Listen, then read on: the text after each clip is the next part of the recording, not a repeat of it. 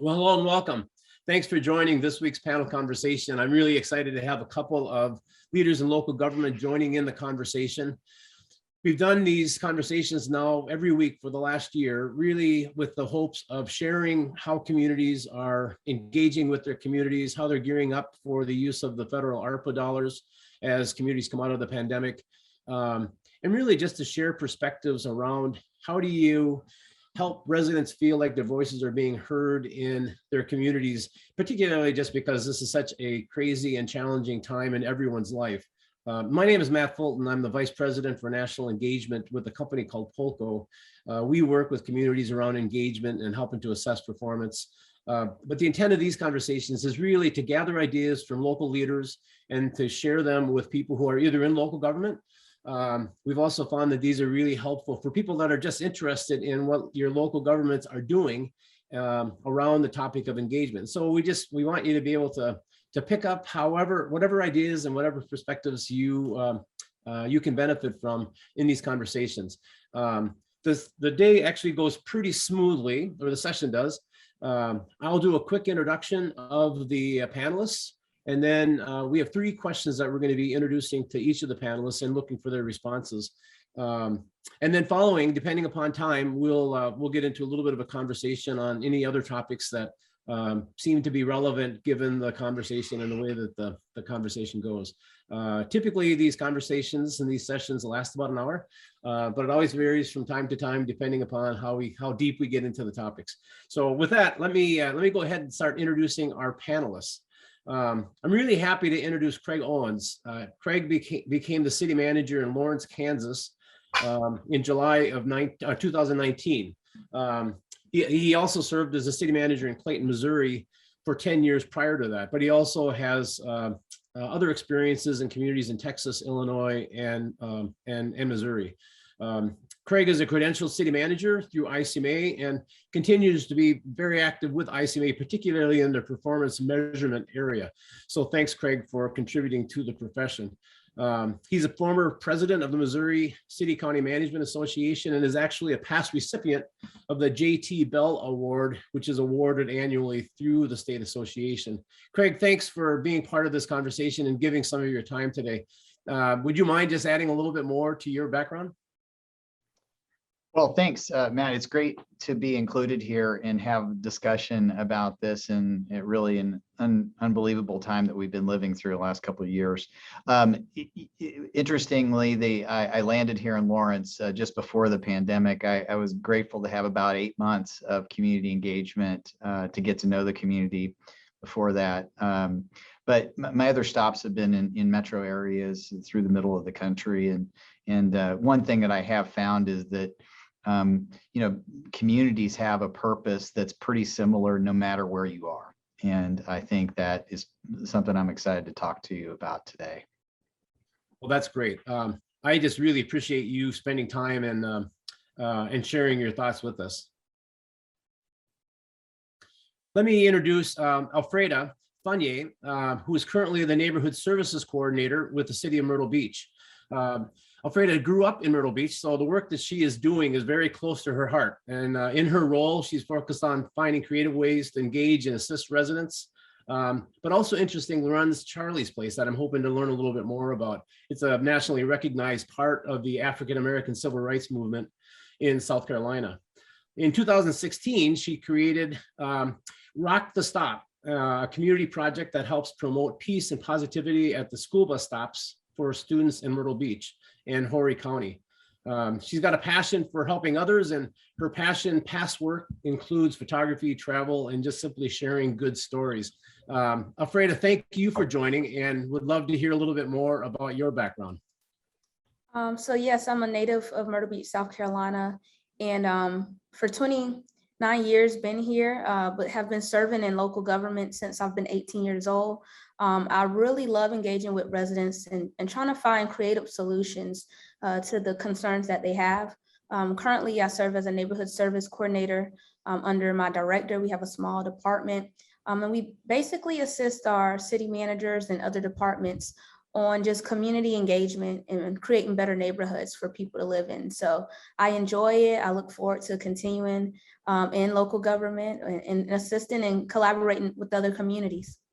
Well, I'm particularly interested in how, in such a dynamic place like Myrtle Beach, how your engagement incorporates kind of the residents and the people who are visiting, and how that mixes, and how you kind of find order amongst all the fun that people are having in your community. So thank you so much for being part of the conversation today. Thank you. So let me do this. Let's kind of kick into the topic. The session is titled "The Value of Community Engagement Under the American Rescue Plan Act." And as Craig pointed out, and as we all really appreciate, we have just been going through just this very turbulent and disturbing, disruptive time in all of our communities, not only organizationally as local governments in the way you deliver services, but also from community service delivery to impacts on people's lives, business economies, all of those things, which has really just disrupted our lives tremendously over the last couple of years. And, you know, engagement has never been easy to begin with. And so when you then lay on top of that, all of the civil unrest and all of the political divisiveness and all of the other things that are just really disrupting our lives, this whole notion about engagement becomes so critical. And of course, the challenge is, as Alfreda says, how can you be creative on the ways that you connect so that people's voices are really being heard in a meaningful way? It's never been easy. People's lives are very busy. When we think about overall quality of life, we think of 10 facets of overall quality of life, and every one of them have been significantly impacted on just because of what's been going on over the last couple of years. And so the topic today is really, how do you go about engaging with folks, particularly because you know that the priorities that maybe existed in 2018 are different than the priorities that are existing today. And how do you stay on top of those changing priorities as you think about strategic planning and laying out long-range goals for the community? And now that we have this opportunity to have federal dollars to help with the pandemic, how do you go about understanding what those needs are in order so that you are going to be expending those resources in a way that's responsibly and really effectively moving your community forward? And so we have three questions that we want to pose to the panelists today. The first one really relates to how is your community kind of preparing for the use of the ARPA monies? How are you going about your community needs assessments, and you know what steps? And we have found that communities are in all sorts of different stages of that process right now. We're also interested in learning a little bit more about how do resident voices impact or influence the decision-making process in the community? How do residents' voices matter? How do you make them feel like they're part of the community and that their voices are being heard? And then finally, we always are interested in what are you finding successful? What tools, what strategies, what techniques are you using, particularly with the harder to reach populations in your community, just for getting their input, getting their priorities known, and helping for you to assess your performance in all of the things that you do. So with that, let's just kind of go ahead and start kicking into the program. And Craig, I'd love to start with you. Can you talk about how you are identifying community needs and priorities as you gear up for using the American Rescue Fund resources? Sure.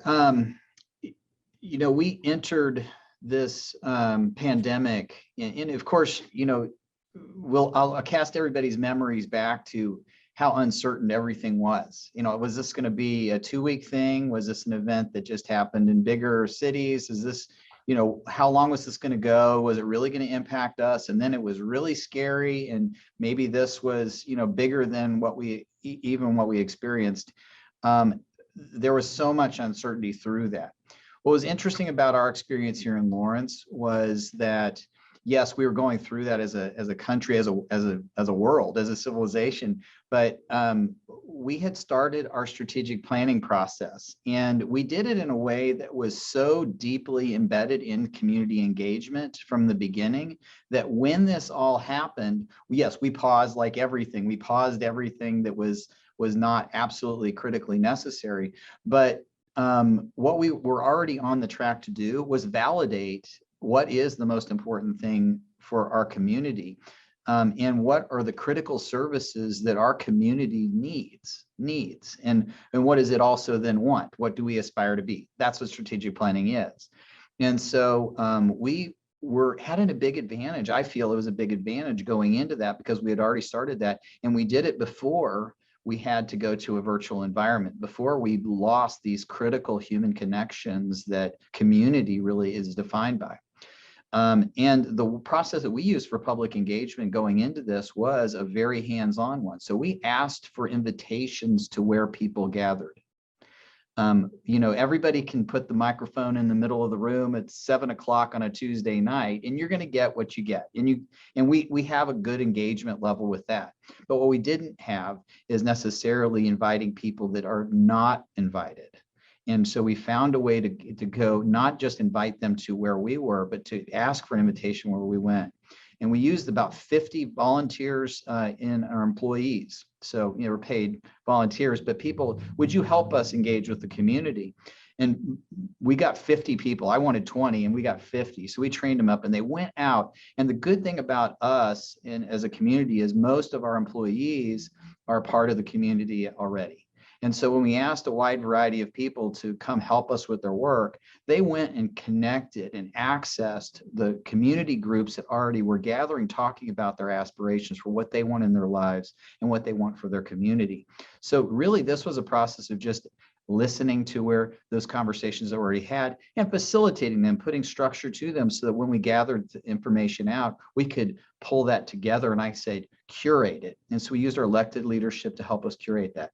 We stopped, paused that when the pandemic happened. And we were very intentional before we made any big decisions to go back out and try and recreate and check in, because two things happened during that period of time, not just the terrible pandemic and the impact of people's lives and the disruption, but also the murder of George Floyd. And we understood that there was a new way that we needed to engage in our traditional, what we had done outside of those events with our community engagement. We needed to recognize those two really important critical changes in that intervening time and check back in and make sure that we still were understanding everybody in the context, the new context that we had understood. And so we can perhaps talk a little bit later about what did we learn or what did change. It wasn't much, but we were very intentional to make sure we checked back in, and then we kept on planning. Craig, one of the things, Lawrence has always had a strong reputation for its kind of good governance and strategic planning culture. So congratulations on becoming part of that process. And I really appreciate the asking for invitations. How did you use, and I'll probably prompt you to talk about that in the third question again, but how did you use that in terms of kind of getting to your community needs assessment for the use of the ARPA funds? Or are there any other aspects for gearing up for the ARPA funds? Yeah, this may be a different way of approaching it, but what I think we understood, and we understood through listening, was what people needed during the pandemic was exactly what we had already talked about, validating that local government services are critical to people. And there were pieces of that then became much more prominent. So when everybody's kind of stuck together in their homes, clean drinking water, quality services, there was things that we discontinued. So, we didn't have all the recreation programs and people really missed those. And so when we reconnect the social fabric, we knew that those were the things that were missing and we need to get back to. But for the most part, what we're trying to do is reinforce with these other resources in our recovery. We're trying to reinforce the quality and necessity of local government services that we had just had conversations about. So we really just use those monies to help us get back on track with the things that our community said that they already were dependent on, and maybe even that they didn't realize or took for granted until these big changes in their lives and in their families' lives happened, and they realized, oh my gosh, we really need those things to happen well and successfully, and we're ready to invest back in those and get on track again. Yeah, that's great. I mean, that aligns totally with the research that we do, where during the pandemic, our research has shown that participation levels have increased. trust in local government have increased. And I think you're laying it on exactly why. I mean, local government's kind of stepped up to the plate, recognized the importance of the services that you're delivering, and kind of met the needs of the day. So, well, and Matt, I'd be negligent in not just also recognizing we had already had we had put a big focus, because our community told us to, on housing security. And that was something we needed to do. We had seen, the homelessness and houselessness in our community, and we had seen, obviously, and I think across the country, we unfortunately have seen that uptick. So we were fortunate that we had already prioritized that and started that as an important priority, because we listened to our community. Our community said that's important to us. But then, of course, it has unfortunately become even more of a challenge for many people in our community and around the country. And so we were lucky that we got a head start on prioritizing and programming and doing that hard work. But it really did become even worse in the challenges that some people in our community were facing. So we have a lot of work to do. Yeah, absolutely. Yeah. Thanks, Craig. Really appreciate it. Alfreda, can you talk about how Myrtle Beach is going about preparing for the use of the federal ARPA dollars and kind of assessing overall community needs? So I work in a department, so how upper management is doing it, I'm not 100% clear, but what I do know, the focus is on city employees and infrastructure projects like stormwater drainage on a state and county level. And everything kind of affects us. It trickles down, but it does affect us being a small municipality. The state and our governor, they want to really focus on the workforce, being that we're a tourist community, and the impacts of COVID. And not only that, we're also prone to hurricanes, environmental things like that. And investing back into the people of South Carolina. I noticed that they want to create a scholarship fund that could be used for high school and adults in South Carolina, for technical schools, to build the workforce in certain areas like public health, infrastructure, and things like that. And another thing, our county really wants to focus on roads, again, infrastructure. Being that we have so many visitors that travel our state roads and county roads every year, that's been a major concern. So really focusing on infrastructure, public employees, and things like that. Alfreda, did you, in your role as a neighborhood coordinator, as you start thinking about how residents were able to get engaged or involved in the discussions that were going on around preparing for the federal dollar or the use of the federal dollars. Did your role get impacted by that, or what? We'll talk about this a little bit later as well, but anything that you can share about how your residents or how Myrtle Beach residents have been able to be involved in that discussion? So really, we utilize our neighborhood watch meetings to make sure we communicate with our communities. We have over 27 organized neighborhood watch groups that we meet every month. And that way our city officials, city council, mayor, they're able to communicate those types of concerns and questions that some of the residents may have. For me, my role is really just keeping people's morale up, their quality of life up, and just making sure that they feel heard, and I can take their concerns back to my director. And then she then takes that information up to our senior staff leaders. So. Okay, got it. Yeah, thank you so much. I mean, I'm sure that you've had a busy couple of years, given all of the turmoil and challenges that the community's been facing. So thank you.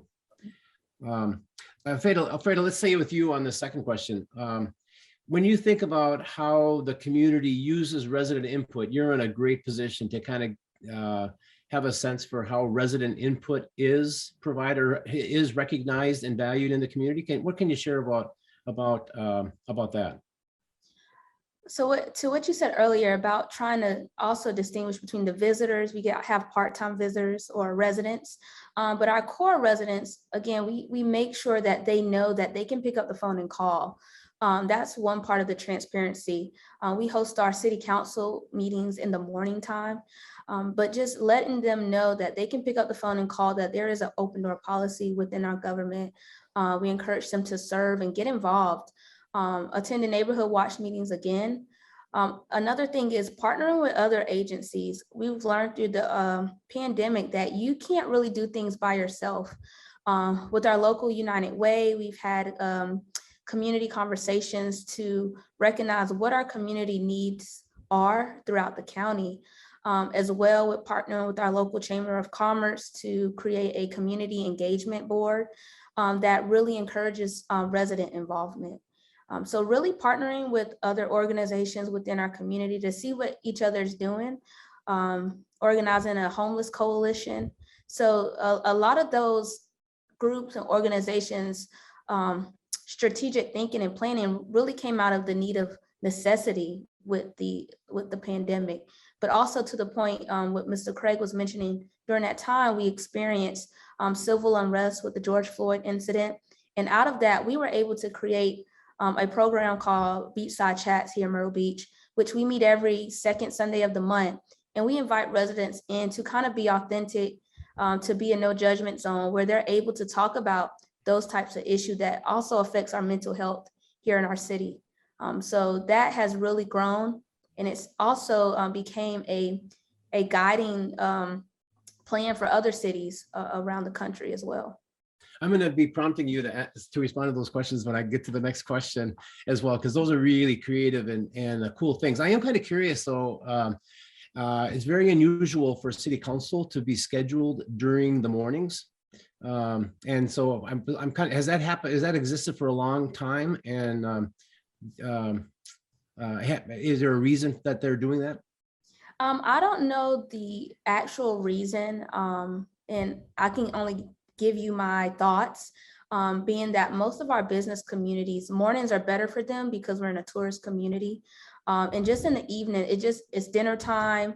Early in the morning is right before the restaurants open. So that's probably my guess. I'm not really sure if there's a real answer, but just based off our community dynamics, it's easier for our business community to come out early in the morning compared to in the evening time, being that we're a tourist community. I think that's great. I mean, one of the biggest barriers in local government for engagement is when your meetings are scheduled. And so I really applaud your council for being responsive and kind of reflective of meeting the needs of your community, because you have such a unique community that consists so much of those vibrant businesses. And so that it makes sense in my mind. I applaud you. I applaud the council for taking that action of being responsive to that. So thanks, but I'm going to come back because you've just brought up a couple of really cool things that I want to talk about a little bit more. Craig, can you talk about how community input influences decision making in Lawrence, Kansas? Sure, and I'll talk about how it influences local government decision making. Having been in other places, I think there is a commonality to it. I will also say that we were both a little jealous that they had the daytime meeting. Yeah. So I acknowledge that. But the community input, I mean, I celebrate 30 years in the business this year, and it really makes you kind of reflect back on, and I've definitely come a long ways, and I'm borrowing some things that others have lent me some ideas. And the most powerful one that keeps coming back to me is the thought of our public engagement and the way we deliver services as a vending machine, or is it a barn raising? And again, these aren't mine, these are borrowed, but they've been very useful to me, especially in our work trying to build a new strategic plan here in Lawrence. But are we interacting with the public, or are they interacting with us as a vending machine that they put money in, they pull a lever, they get back what they want, and they leave?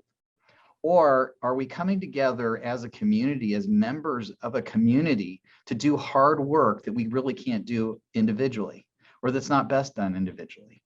And if you look at it as the second, then we all are here together, and it's everybody's responsibility to contribute in this hard work. The term customer service to me has been harder to embrace if you're talking about that work that we're doing together. then if you say that it's transactional and you're just coming to get what you want, I'm coming to City Hall, I'm going to come to this meeting, I'm going to say what I want, and then I'm going to expect everybody else to say what they want, and then I'm going to leave it up to these people to make some decision that I'm going to be mad about or happy about, or is going to be, but it's going to be transactional. I think we're trying to move it more towards, hey, this is hard work. We've got different interests and values that we're bringing. We've got different dreams and aspirations. But if we talk about those and come together on them, then I think whatever decisions we have to make to reconcile those are going to be made better. And so, but that means that you have to understand those values, you have to understand those perspectives, and you have to be excited when they're brought to the table, even if that complicates a decision. And that is what happens frequently. So when we're making decisions, but when we're providing services, it's the same thing. So the people that are out in our community, the people that my team members that work with me, when we're out there interacting with the public, we need to conceptualize this too, as we're a part of trying to make things better in the way that they engage, whether it's a police officer doing their work, or it's an EMT trying to provide, critical emergency care, or it's somebody teaching swim lessons, or somebody trying to sign somebody up for classes, recreation classes. Those are things that we're all trying to assist people that are our fellow community members on. I really appreciate the way that you phrase that. It's the first time somebody has phrased it during these panel conversations, so thank you. And I love the barn raising notion, particularly kind of given all the dynamics that are going on in the community. Has Lawrence, my sense is that it's a cultural value to put a priority around resident input in Lawrence. And correct me if I'm wrong, or if that's something that you're really working on, but the importance of having that cultural value as you start to raise a barn in how you build a community. I mean, how do you respond to what's going on in Lawrence and things that have impacted your success to implement that kind of cultural value? Well, this is a work in progress. We are a university town, Yeah. Rock Chalk Jayhawk. And we have a lot of people that come to it in a lot of activism. I mean, that's what you get in a college town frequently. And you have a lot of really thoughtful people that have high expectations for their sense of community, but also bring, sometimes a singular tool for their engagement. And that may be activism, and that may be, wait until there's outrage and then I'm going to express it. But we're trying to give maybe a wider variety of tools. And when you add in the electronic media and the complexity that we're all experiencing with the digital age, and the many, many other interactions, then we still have to remember that the essential values conversation, no matter how those things are coming. So what we're trying to do here is we're trying to recognize that some people are Twitter people, and some people are purely electronic, but they still are having a physical experience as being part of our community. But just because somebody brings something into the conversation from a purely digital place doesn't make it more or less important than somebody who takes time, never misses a city commission meeting, and is going to be there in that seat every single time and is going to comment on every issue that comes up. We've got to account for them and provide equity. I'd say equity of access and equity of their voice being important in that conversation. And so it's been a lot of design work, and we are on really a beginning of the journey to try and do that. Yeah, no, that's great. And I had forgotten about the university impact. So you've got a really huge dynamic of resident engagement going on in the community. So yeah. Well, and people also that come to our community for 4 years and that bring their perceptions from all over the world. I mean, we have people from all over the world that say, oh, this is what I think local government does, or this is what I think police does. This is how I've experienced policing, that they might bring from the south side of Chicago or from Alabama or from Turkey. Yeah. Yeah. you know, and so they're all going to come here and bring those ideas and then try and live together for, 4 years, and then maybe go someplace else or hopefully stay. And so we're constantly having to kind of reevaluate and re-communicate. It creates a vibrant community for sure. Yeah. Yeah, that's cool. Thanks, Craig. Craig, let's stay with you for the third question. Can you talk about the strategies that you're finding successful for engaging with your residents? I'm particularly interested in what you're doing to reach those residents that are there for 4 years, or people who are visiting the community, but also your harder to reach populations. One of the things I also try to kind of get a little bit more info on is, how do you go about assessing how well you're doing as a community and your overall performance, those kinds of things? Sure. Two important points. One I already touched on, and I thought that was just awesome. I asked for these volunteers of our employees, the people that worked here, and they really from across the board. So at all different levels of our organization, different kinds of departments, but that reflects so much that these are community members who happen to be employed by the city and do those different kinds of areas of public service, but they're part of the community. So that was an important thing that I'm really proud of, that was powerful for us, is we just used the people that we already had to go talk to the community and bring them in and bring those perspectives to bear on what we did. But we were very designed and intentional. Design of public engagement is so often overlooked and is everything for success. So we were very intentional in our design of public engagement, and we're acting experimentally. Some things work, some things don't, but we're going to try a wide variety of things, and we're going to retry those things frequently. Another huge part of our strategy as we're making decisions, and especially as we're trying to set priorities, is we use an annual citizen survey. So this is a randomized, valid sample survey of our community, and we do this longitudinally. So we have an annual survey so we can compare, have we made a difference? Are we moving any direction?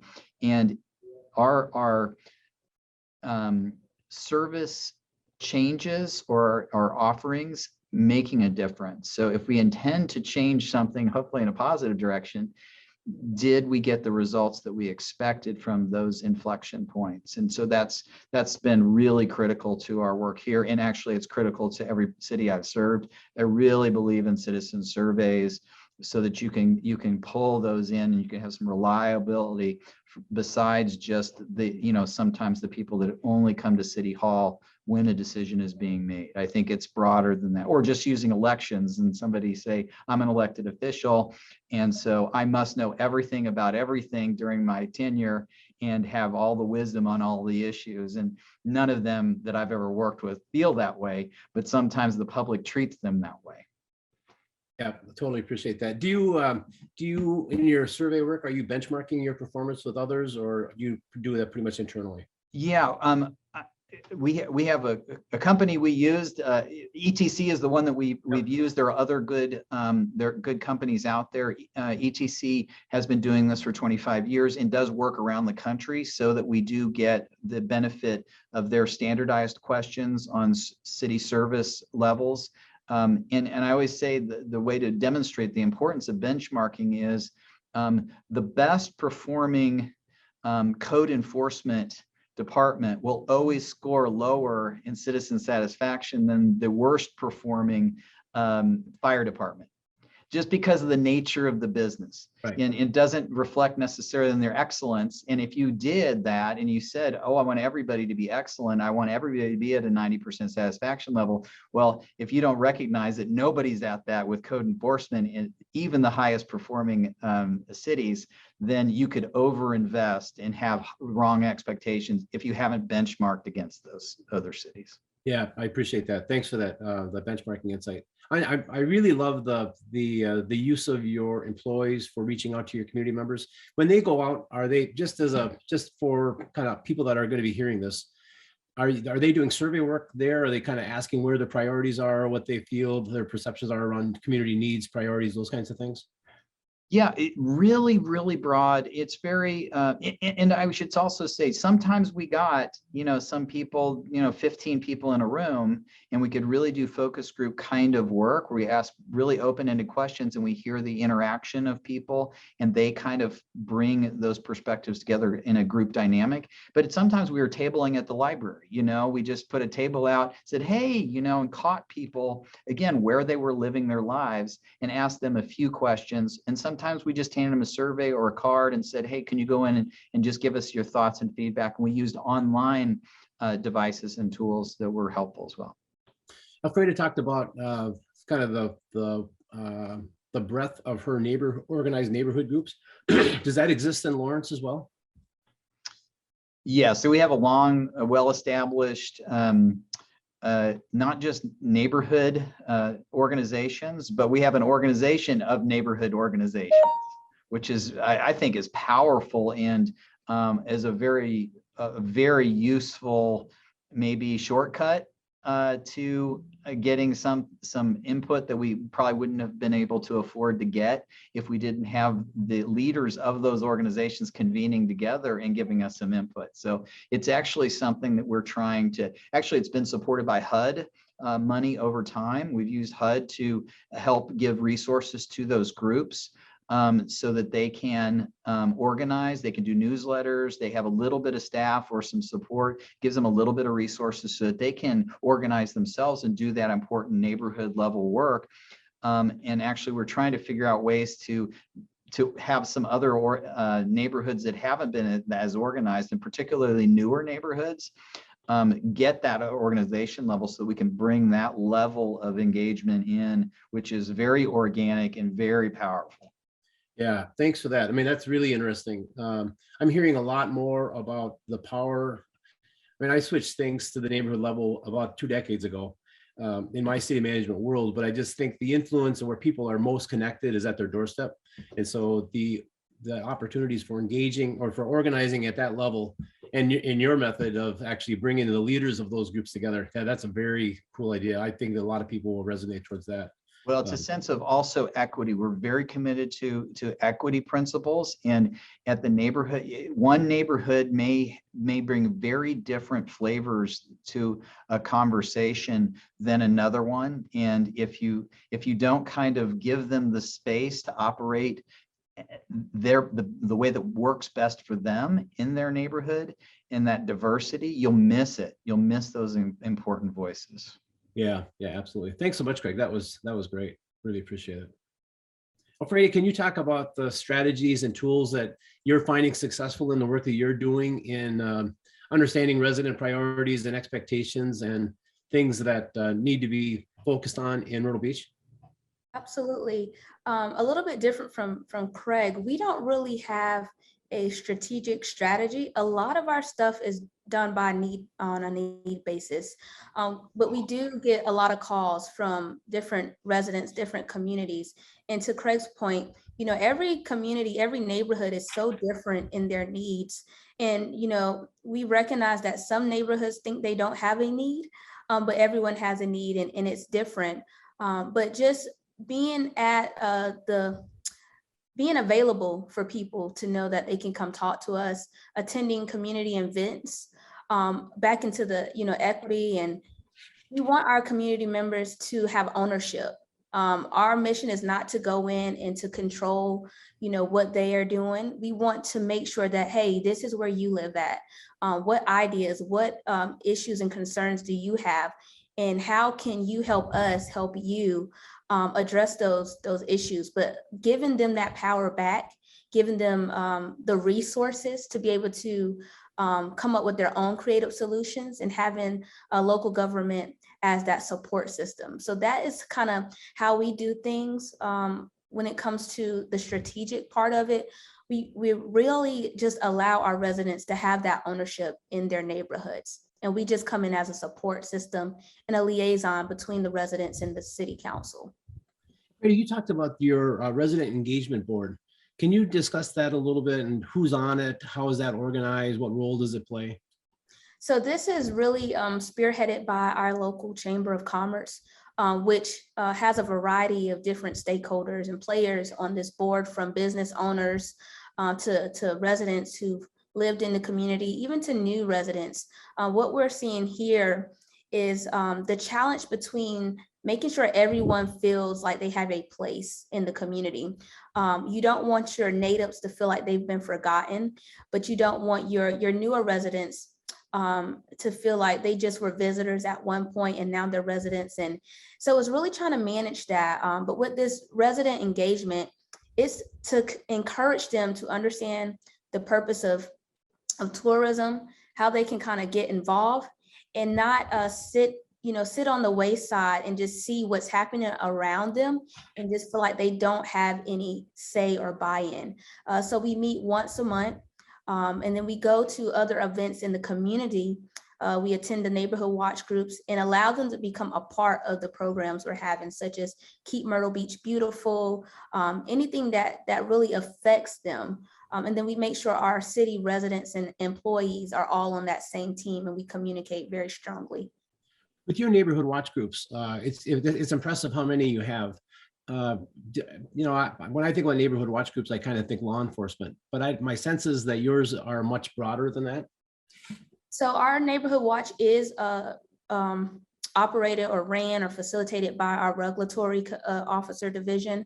But again, Myrtle Beach is such a small community, even though we're growing. So we kind of interact and see the same people over time. So we bring our fire in, we bring our police together, and we really kind of, we work together. There's nothing that we don't know what each other's doing. And I think that's the power of building relationships internally with your organization, but also outside. So we meet, we have, again, 27. There are new neighborhoods that are popping up and growing, and it's making sure they know what's happening in and around their community, and how can we help those neighborhoods who don't have a strong organized group, and even the newer ones who don't have a group at all, how can they fit in or create their own? So that's always ongoing. We have about 3 to 4 new neighborhoods that are being developed right now. So that's going to be a new project and a new challenge for us as city employees to make sure they're staying together and they know what's happening in around their community. And in your work, I'm always interested in how you kind of herd the cats. When you have 27 different neighborhood groups, right, all identifying their needs, do you have a system in place for bringing all those thoughts together that then kind of helps the city to advance its goals? So between myself and my director, we kind of take turns with going, and it can be a challenge. But it's really taking notes and seeing what that repeated need is. We're very a lateral or a long city, so it's not like a hub.